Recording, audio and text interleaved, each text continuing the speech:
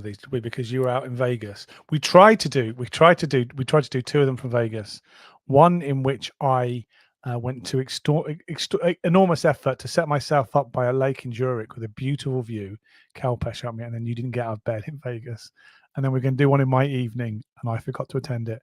So we might have promised on the last one that we were going to do live broadcast from Realize Live Vegas, but we didn't manage to either, which is very disappointing. And we both let ourselves down. Well, yes, and to be fair, to get up, it was like me waking up at 4 a.m. to do one of these because I'm 4 only a.m. hearing excuses, man. Yeah, I'm only hearing Oh, excuses. and You should just set and, the alarm earlier. and why did you forget? What were you doing that you forgot? Can't even So, remember. What was my excuse that I told you? It might I not don't have think been you. true. I don't even think you bothered to give me one. Yeah. So. Oh well. Yes, but that was, like you said, Realize Live US. We didn't do any lives, but it was a great event. Thank you for asking. I had a lot of fun there, and it learned a lot. Talked to a lot of Vegas type fun or work type fun. Work type fun. I did enjoy traveling and going to see colleagues and customers and everything. That was fun, but I didn't do any kind of typical Vegas style fun things. I didn't gamble. No. I didn't do anything. Didn't go to any shows. Not this time. I've been there before, but not this time. There was no time. There was just jam packed. Did you see the Sphere, and what did you think of it? I saw it from afar. Like I didn't get to go to it. That's probably the only really new attraction since I'd last been there that would have been worth going to, but I had no time. I mean, it was, I think it's the type of thing like, yeah, okay, I saw that. I went to Vegas earlier this year. Yeah, I haven't been a big fan of Vegas in the past, but I went with my wife and we had a really good time. And we also drove to see the Grand Canyon, yeah, which is amazing. Yeah, but I think the Sphere is better. We had a hotel room where we could just look at the Sphere, and I was getting up at 3 o'clock in the morning just watching this giant spherical TV screen. So I love the Sphere, and I also paid through my nose to go and see U2 inside it. Yeah, don't even really like U2 that much, as I decided during the concert as well. But it's a spectacular thing, and I do love Vegas, so I'm glad you survived. Thank you. And it's funny you were saying, oh, you preferred the Sphere over like the Grand Canyon. I was just going to say, the thing about the Sphere is that, yeah, it's impressive and whatever, but it's not going to be around in 1,000 years.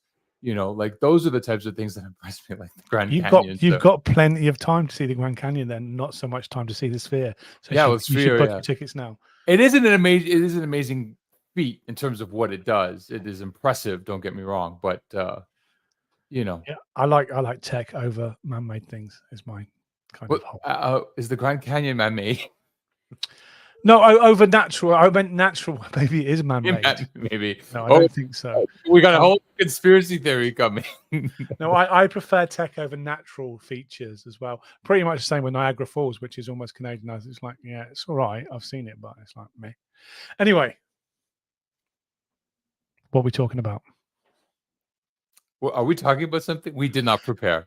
So normally we put quite a lot of preparation into these, and we kind of plan out what we're going to say. Not script it, but we have topics. But because we're going to Realize Live in Munich, you're leaving today or tomorrow? Yeah, later today. Later today. Yeah. And I'm leaving on Saturday. We haven't done any preparation for this at all. No. So it's we haven't done one of these in a while. It's like I feel we're rusty. Also rusty. Yeah. Plus, it speaks to, if you go back and watch the back log of these lives and you go, that was prepared. Exactly. They prepared for that. So I don't know, we set the bar pretty low. So I think we're going to talk about, like, we have a standard format, and the first thing we should talk about is the episode of the Engineer Innovation Podcast, the most recent episode to have come out, and one came out yesterday. Did it not? It did as well. It was one of my interviews. It was one of your interviews, and it was a banger. Yeah, I was going to say it's a special edition, but I say that every single time when you criticize me for it. So I interviewed a company called Physics X, which is a company that was born out of the motorsports industry and then via, I think, McKinsey Consultants. And basically, yeah, it's a company that is applying AI to simulation. I think I said in the title for this, it's 100,000 CFD simulations a day, but it doesn't have to be CFD simulations. It could be any simulation. And we've talked a lot about AI and the prospect of AI and, what it's going to look like. There's been lots of speculation I think it's over the last year and a bit of the podcast. I think my understanding has increased. But for me, this is the really big vision about how AI is going to completely change, I think, all of simulation, but especially CFD. So maybe you could help us understand a little bit more what the topic is, because when you say AI and CFD and simulation, that could be Yeah. referring to much different things. What was the So crux of this conversation? So the big problem with simulation, even today, although things have got much, much faster, is it takes a lot of time to do a big engineering simulation, especially one that's got millions or even billions of cells. What Physics X are doing is they're using deep learning, and so they perform a certain number of actual CFD simulations or FEA simulations or whatever, and then they use deep learning on those result sets. So it's not basically, we've talked before about response services where you take some characteristic of a device and you make a response surface, and then you can get lots of approximations. So you could look at the drag coefficient or a pressure drop across thousands of points. This is training the deep learning algorithm on cell by cell data. And so what you do, as I don't know the exact number, I think they talk about it in the podcast, but say you do 40 CFD simulations across different points, then that deep learning will allow you to do almost an infinite number of other calculations, almost instantaneously. So they talk about 100,000 simulations an hour, and those simulations have got CFD type or FEA type accuracy, but also because you've got all the cell by cell data, you can also post-process them as if they were CFD models. And that's completely revolutionary. And it's the whole thing is that, we were used to having CFD being called or FEA being called a black box. But actually, you could always look inside that black box and work out what the equations are doing. It's a bit more difficult to do that with deep learning and AI and neural networks. But what they are doing, and so like they're forming, this is technology that was basically invented during the using for the F1 industry, sorry, which is the environment in which you have to have the fastest turnaround, because basically you're doing engineering design competitively, aren't you, week by week. And so they've taken that out of that industry and formalized it into some sort of consultancy or agency service where they work with great companies to massively accelerate their simulation. I think that's really exciting.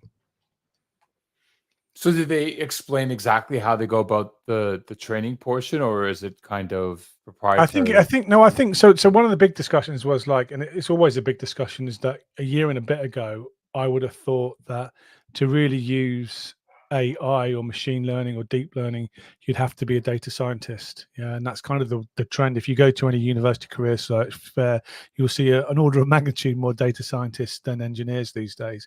But it's a tool for engineers, and so it is, all that stuff is behind the scenes, and uh, I started off by being really skeptical because it's getting close to that paradigm that we've always talked about, which is real-time simulation.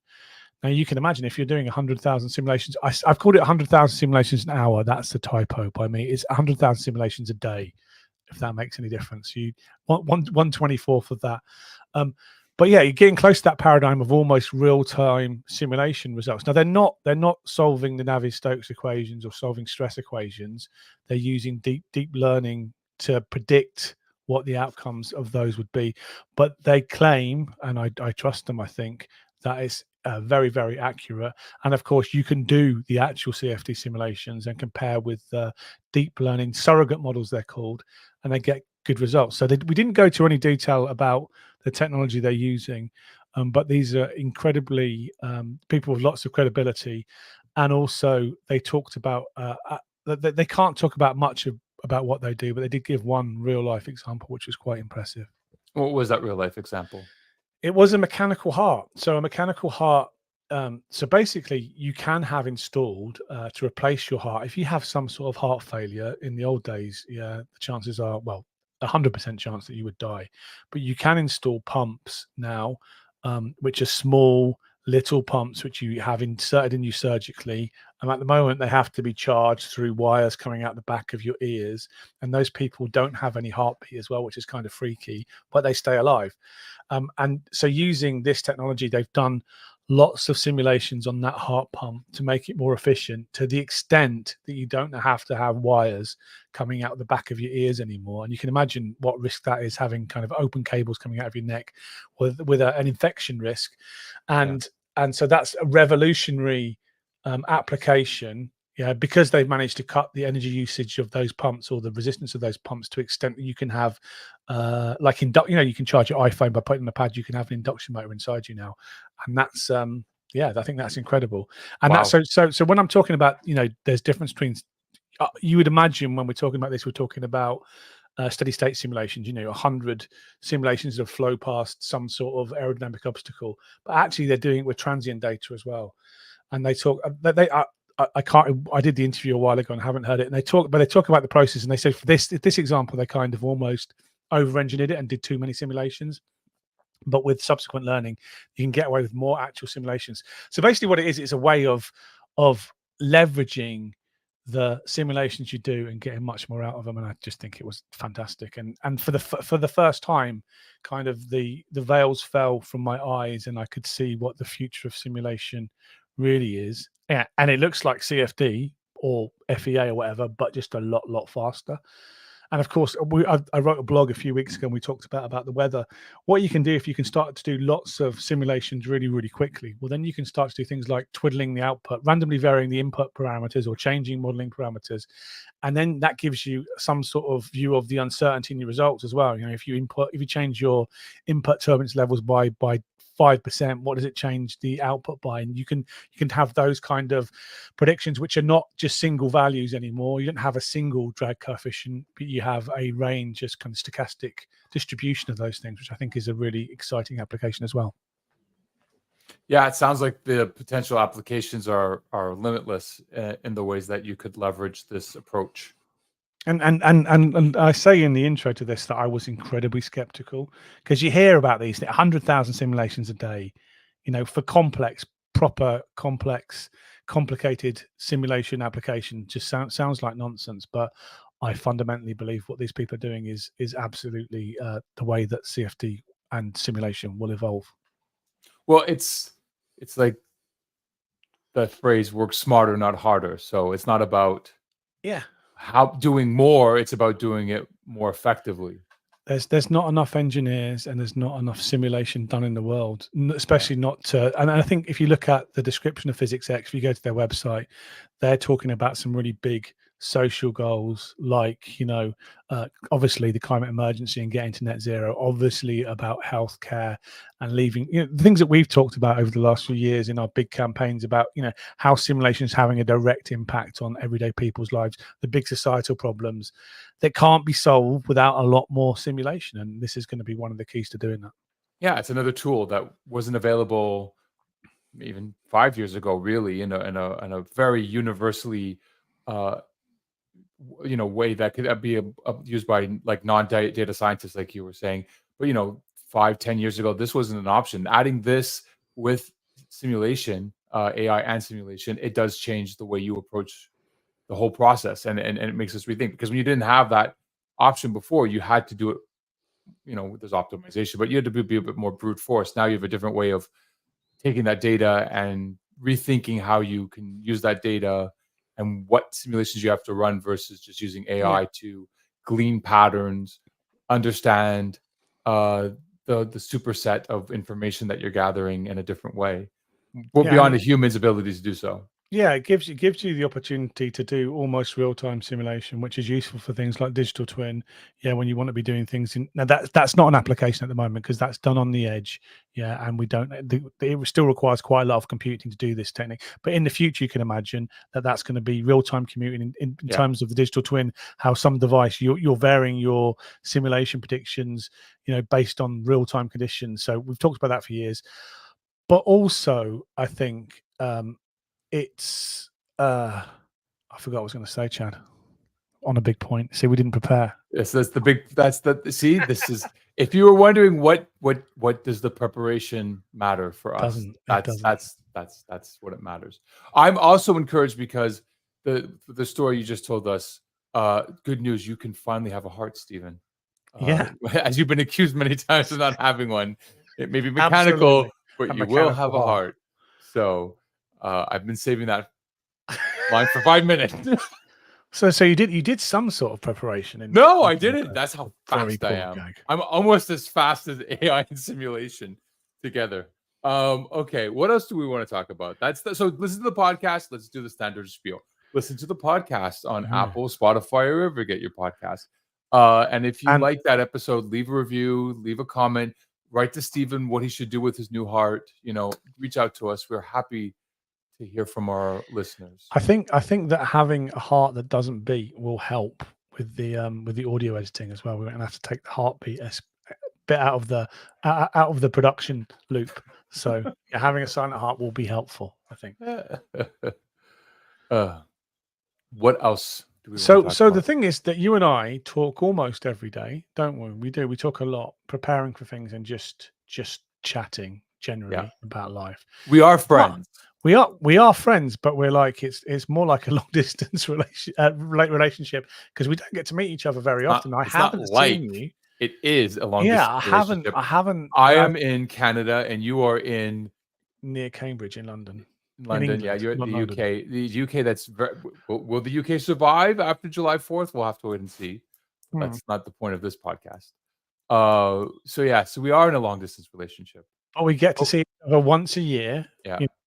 At least once a year, and it's going to be. I haven't seen you since I saw you in Munich last time, and so we're going to be meeting up to go to Realize Live, which is a wonderful celebration of engineering and simulation, and A special event a special. It is a special. Well, it's once a year, and what I love about going to in Realize Europe.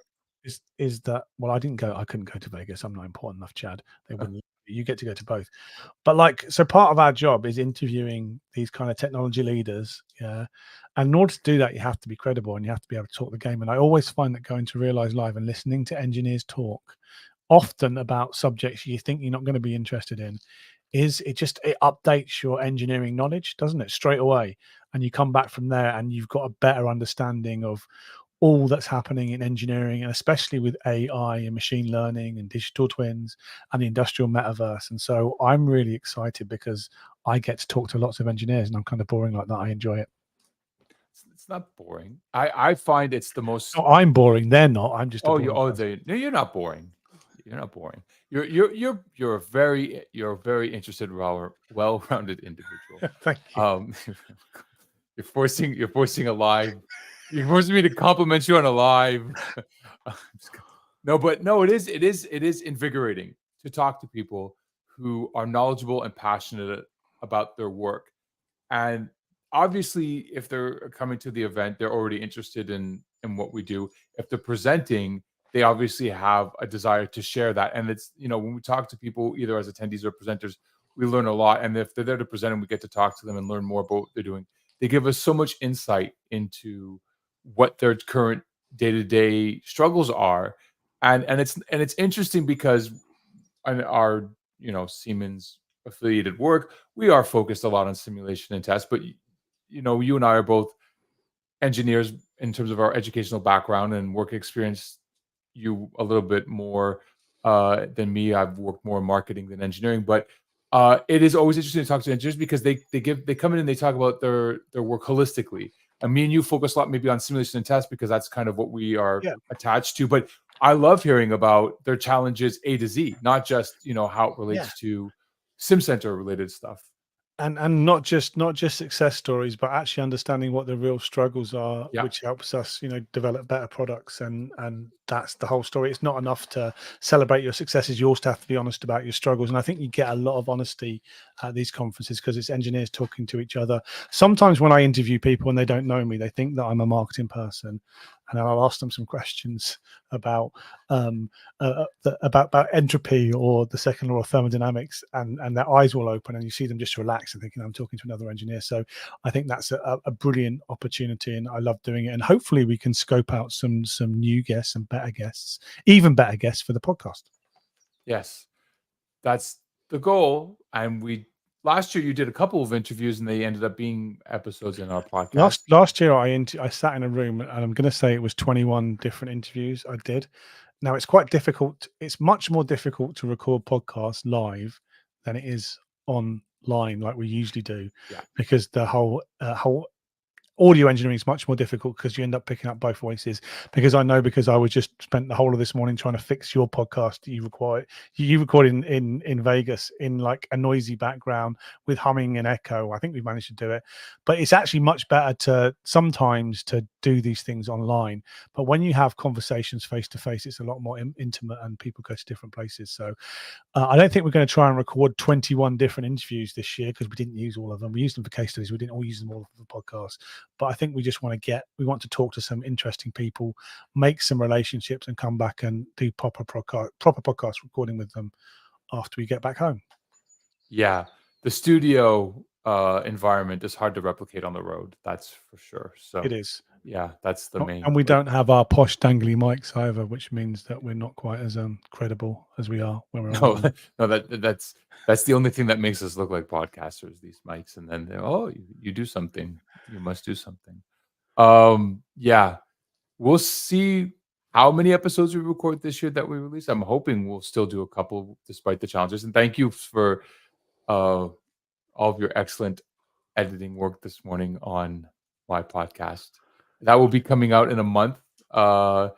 We'll just tease people and say it's about space, and it's about the moon, and it's about going further into the galaxy, and stay tuned to see who we're talking to and what they have to say about that. And I think there's a little bit of AI in there too, if I'm not mistaken. There's a little bit of AI in everything these days. Every conversation has to include. Hard to get away from it. No, but it'll be interesting to see, because I think, last year when we went to Realize Live, this time of year, ChatGPT had been out since November, but probably started to get 6-7 traction. months. Yeah, and so like on the stage when people were doing presentations, there wasn't a huge amount of AI in the presentations, because it was still new and people weren't prepared to present results, were they?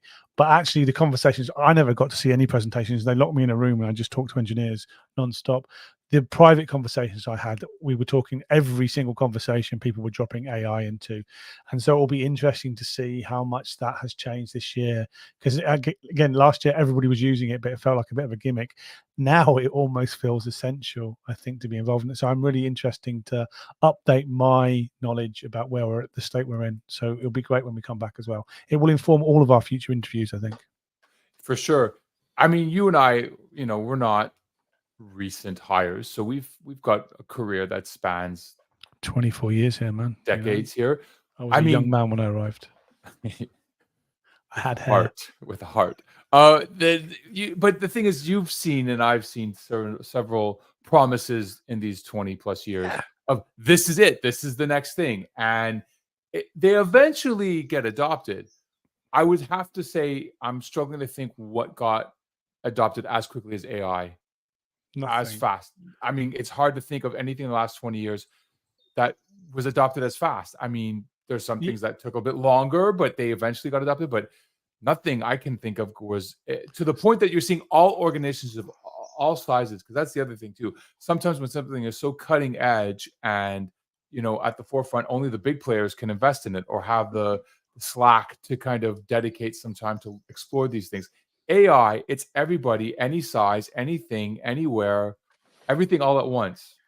Yeah, you can. I think I've said this a lot of times, but you can see it from this podcast, because I think like we started in April. We did there were several episodes hanging around before April, but we started our bi-weekly schedule from April, and pretty early on, I talked to Rennie Duquette and Justin Hodges about AI. And that interview, I am so naive. I didn't understand at all. I thought that AI was something which was a abstract thing that data scientists had to be involved in. And then in November, ChatGPT kind of changed the world. And then I know that lots of AI stuff was going on anyway.